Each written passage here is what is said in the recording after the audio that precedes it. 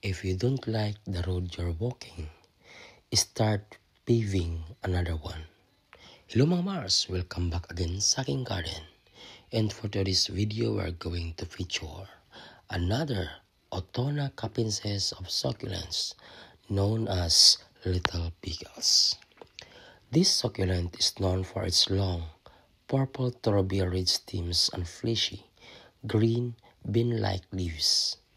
The stems and leaves can take on a more intense red or purple color when exposed to bright sunlight. It is a fast-growing plant that is popular for use in hanging baskets. The plant produces small, yellow, daisy-like flowers, and this is known as Autona capensis.